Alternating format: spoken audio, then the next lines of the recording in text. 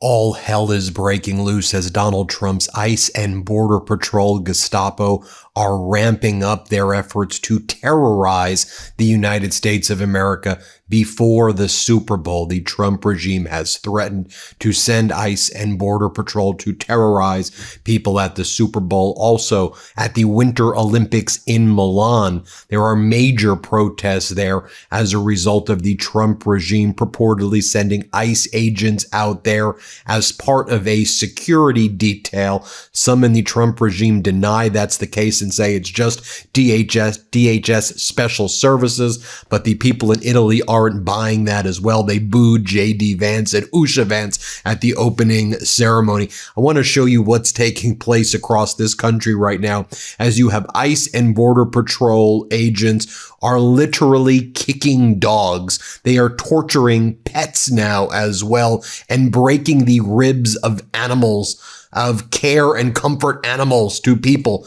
because these Border Patrol terrorists are just that. These are the tactics that they're engaged in. Take a look at what happened in Memphis, Tennessee, where the U.S. Marshals acting on behalf of the DOJ right here start kicking a dog. Here, play this clip right here.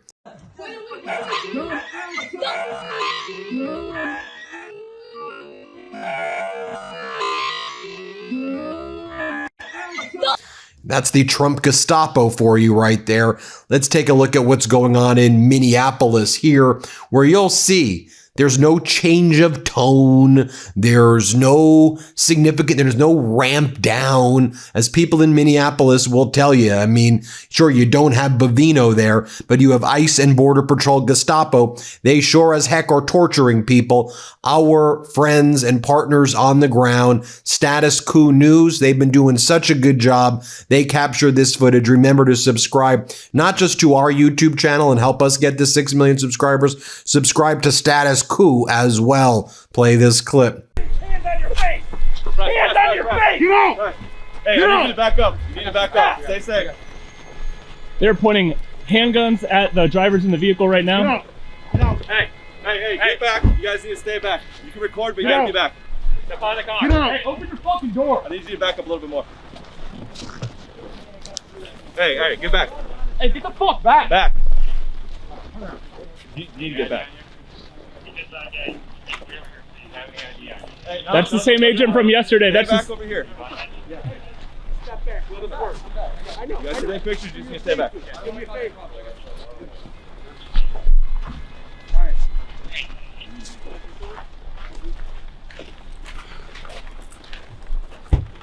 I see the press, you're good.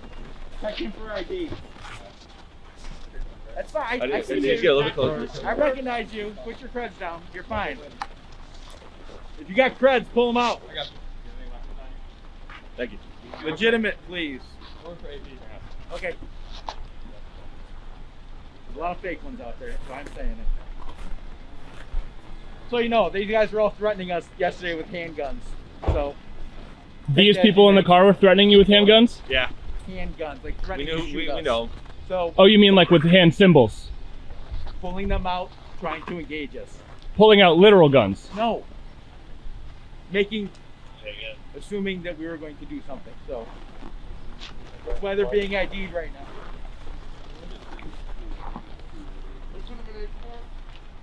Fuck nice. This is wrong. Were you guys looking for these specific observers from yesterday's events, or did you happen across them today? Just got lucky. If that's what you want to call it. Get out of our neighborhood, you human trafficking scum! So at first I showed you Memphis, Tennessee, then Minneapolis. Let me show you what's going on in Texas right here, where you have ICE and Border Patrol goons, Gestapo, SS, Nazis, call them whatever you want, but they're terrorists. They raid a home without a warrant. They just open the door. They start terrorizing the people in the house. The people in the house are like, get the heck out of here. Who are you? You don't have a warrant. And as they're leaving, the family members taping them, and then the ICE Gestapo agent just starts brutalizing the guy, and it's all caught on camera. Here, watch this. But no warrant. U.S. citizen and no warrant. Inside my house. They're inside my house. Open the door. Wait, Mom, is that you?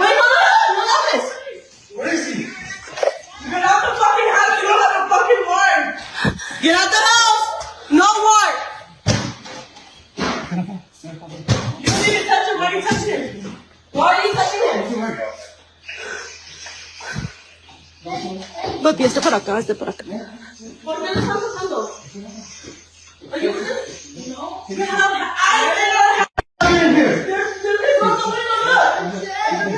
Where the fuck is your warrant? Where is your warrant? Where is your warrant? Where the fuck is your warrant? Hurry up! Get the fuck out! Get the fuck out if you broke the window! Get the fuck out if you broke the window! Get the fuck out! Get the fuck out! Where is your warrant? Where is your warrant? Come arrested! Where is your warrant? Hurry the fuck up!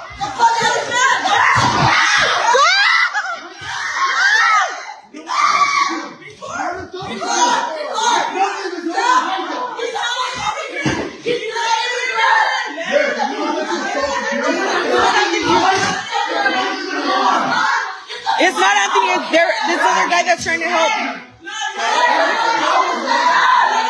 Anthony's right here, but me and Anthony are not getting in this because I don't know, I don't want to have to. Hold on.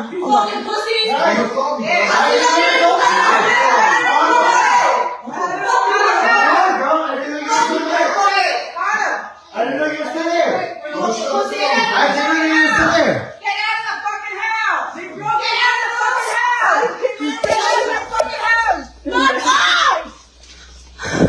The fuck are you looking for? Fuck out of here! Pussies! We got here and, I don't know how they got it.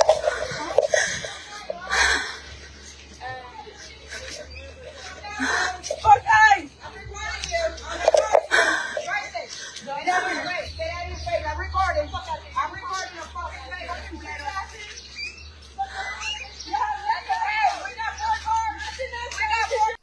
Now I'll take you to East Franklin Avenue in Minneapolis as ICE and Border Patrol Gestapo break the glass door in order to enter an apartment complex and attack U.S. citizens here. Let's play this clip.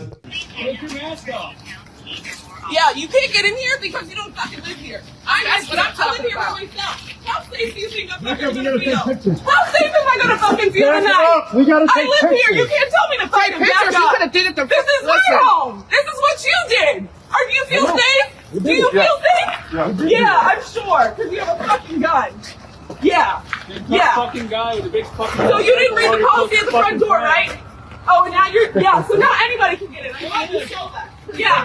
So now they just basically left it open so anybody can walk up in the fucking people's home.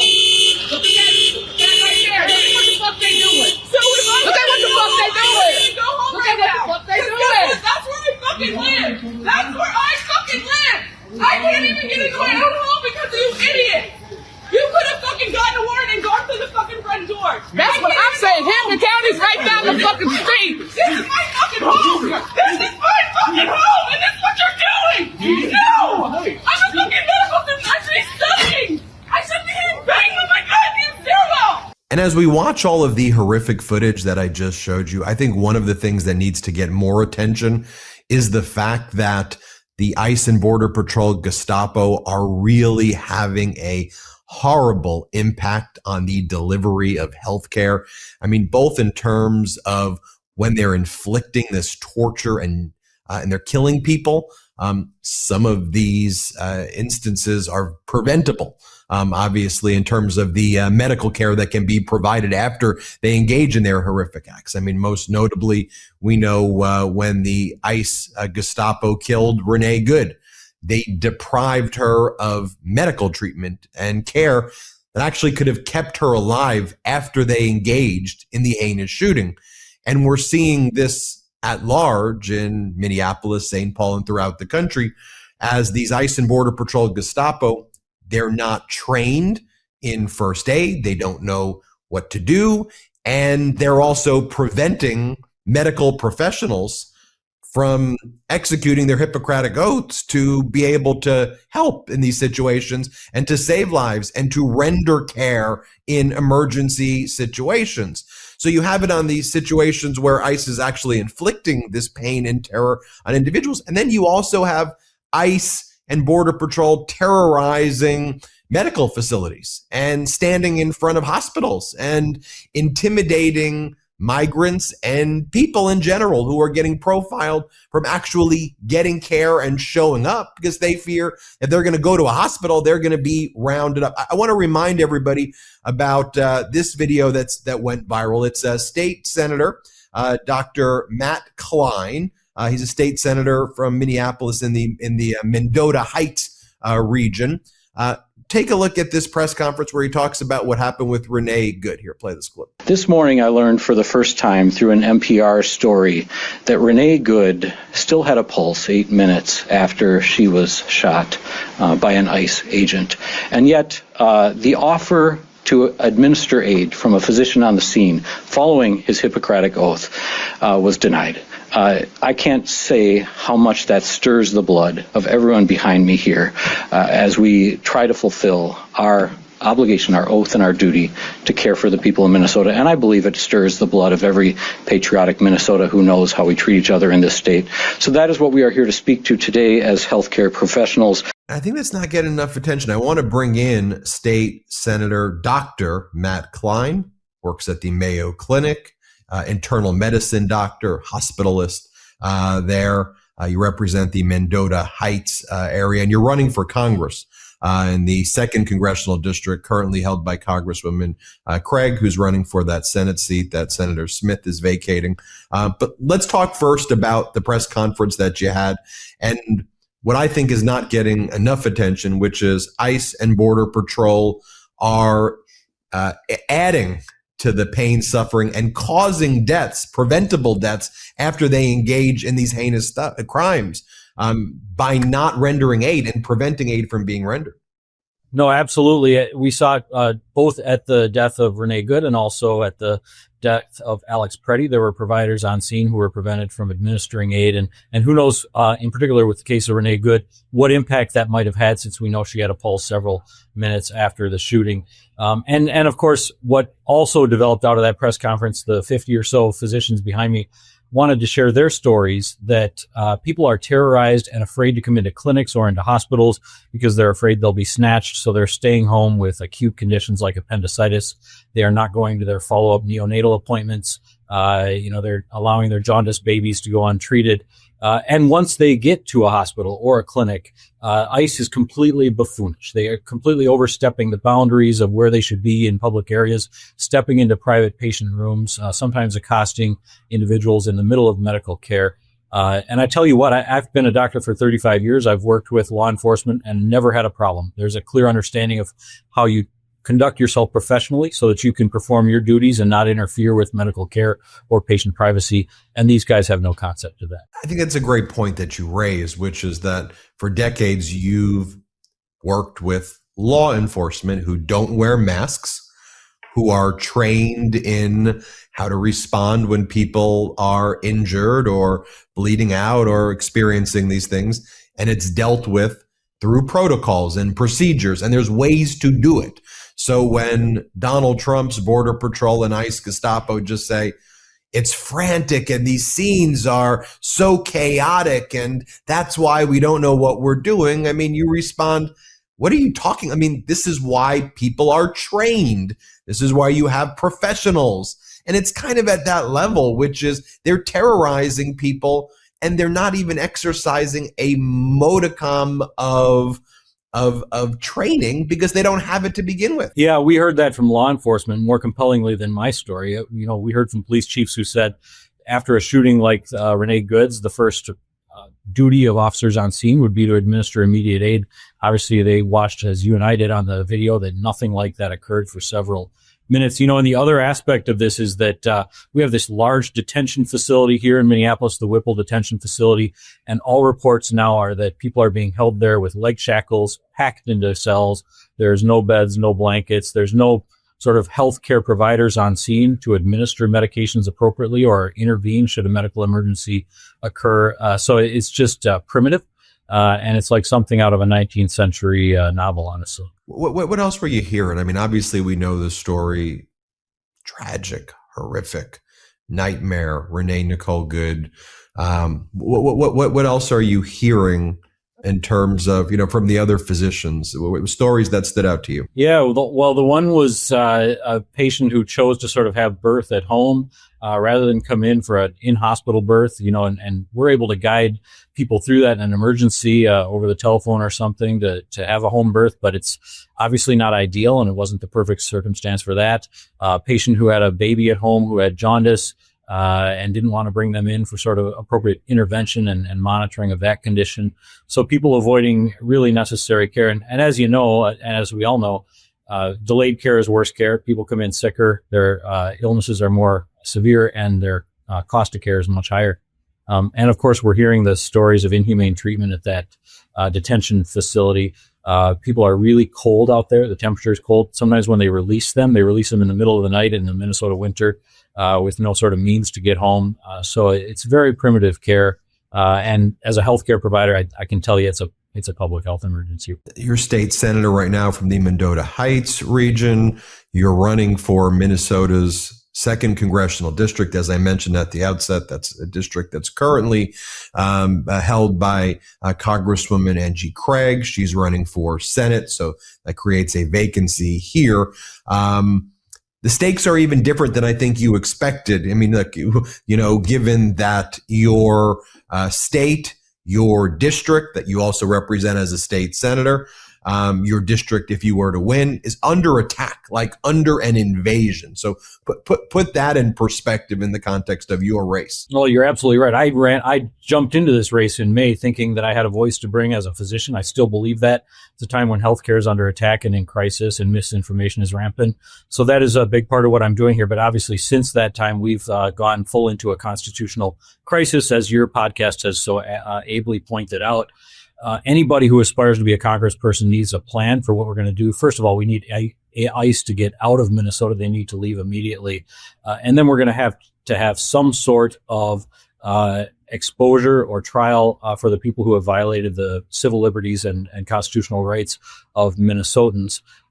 We are going to have to get a Congress that can reassert its Article 1 powers, honestly, Ben. They can control the power of the purse, how much we spend on ICE each year, control the power to declare war, whether we invade Greenland or not, and put up some sort of guardrails around the overreaching chief executive that we currently are burdened with. Right. Rightfully so. When you're under invasion, obviously the number one issue is invasion and stopping the invasion. I mean, the scenes out of Minneapolis, St. Paul, and surrounding areas, war. It's when the journalists who are there, and the ones we work with. I mean, it's like wartime correspondence of what's taking place. But there are other issues taking place in Minneapolis, St. Paul, throughout Minnesota. I mean, affordability, people's health care is being ripped away. When I do these interviews with other people who are running for congressional seats, they talk about how Trump is destroying their congressional district. And frequently when there's a MAGA candidate on the other side, they'll talk about how the MAGA candidates have affirmatively inflicted pain. And in some of those states, they don't have the invasion factor to the same. So you have the invasion, plus you have the kitchen table issues where people are struggling as well. And so talk to us about that before we go, because people still have to deal with all that other stuff, and the roads have to be plowed, all the things have to happen. No, absolutely. Well, and one of the things that we're going to see here in Minnesota as a result of this invasion, not only is it offensive if for any patriot who believes in the principles for which we fought the American Revolution, but it's devastating to industry all across our state. It's devastating to agriculture. They will not be able to get, workers to come into their fields this summer during harvest. Or planting. It's devastating to our restaurant industry in Minnesota. We can't get workers out. Healthcare industry, who needs, nurse practitioners and physician assistants and so forth who come in that are often people, immigrants or people of color, are not coming into work. So our economy is, being completely damaged by the MAGA policies of Donald Trump here in Minnesota because we're under attack. And even before that, we had a crisis of healthcare. There's going to be $1 trillion in medical assistance cuts in this state. That'll devastate my old downtown hospital at Hennepin County Medical Center, but it'll also result in the closure of nursing homes and small hospitals in rural Minnesota, home services, like if people need oxygen when they leave the hospital to stay in their homes. And that's going to play out in blue and red districts. Actually, I think a little more painfully in red districts. And hopefully we can rebuild together and do it better. Where can people learn more about your campaign, Doc, and any final message you have to our 6 million subscribers? Yeah, thanks so much. First of all, we're going to get through this together. I'm inspired by the people of Minnesota. If you've seen on TV, Minnesotans are strong people. They care for each other. They're coming out in this moment with courage, and they are asserting their, liberties. I think history will judge very kindly the resistance in Minnesota and how they did it with passive or nonviolent resistance. You can learn more about me at kleinforcongress.com. That's KLEIN for Congress.com. And I'd love to speak to your listeners anytime. We appreciate you being on. We appreciate, everything you're doing in the state and the resiliency that the state and all of its cities and towns have shown is inspirational, to this country. Dr. Matt Klein, state senator running for Minnesota 2nd Congressional District. Thanks so much. Thank you, sir. New Meidas merch. Head to store.MeidasTouch.com today and get yourself the best pro-democracy gear and show your support. That's store.MeidasTouch.com.